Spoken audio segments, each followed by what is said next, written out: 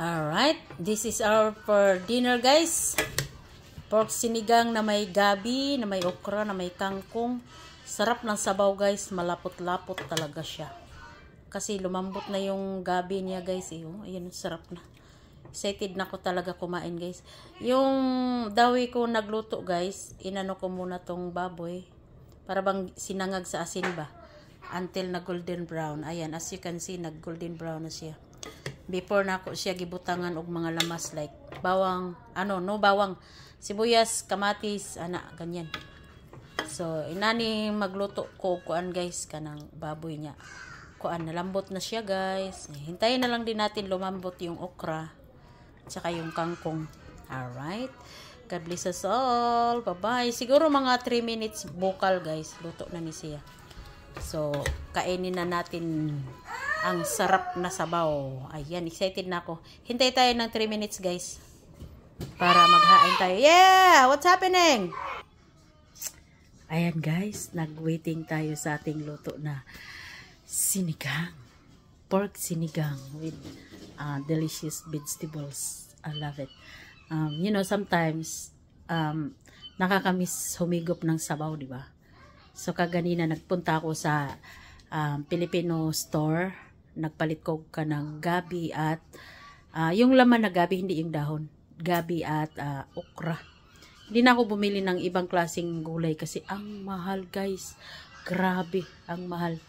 So, nagtipid talaga kami kasi nga yung asawa ko almost 2 months nang walang trabaho kasi nga na-bankrupt yung pinagtatrabahoan niya. So, ang hinintay namin guys is ang hinintay namin is makomplete na lang yung papers ko para uwi na kami ng Pinas kasi hindi na kami mag-stay dito kasi hindi namin kaya mag-stay dito. Walang trabaho. Asawa ko, wala akong trabaho. Anong buhay namin sa anak namin?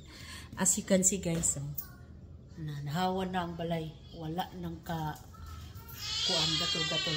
Nagpintal kami, nagpaint kami para hindi naman magandang hindi naman gaano kapangit. Hindi naman kami perfect magpintal kaya ganyan ang itsura ng pintal namin mag-asawa. Kami lang nagpintal dito. Yeah, so hawan na talaga guys, ready to move na. Next week ilalagay na namin to sa market yung bahay. Pero a lot of things to do pa rin guys.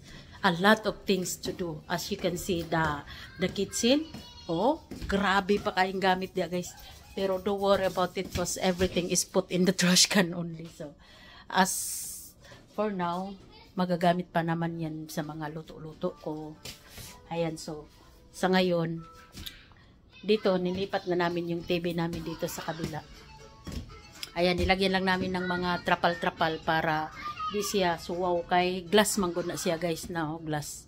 So, tabil-tabil kami dito, talagang nagpiprepare, nagre-ready kasi dito sa Amerika, hindi pwede magbenta ng bahay na iwan mo lang nakatiyang-yang. Talagang lahat, kalat ng kalat sa kapaligiran ng kabahayan mo is liligpitin mo talaga.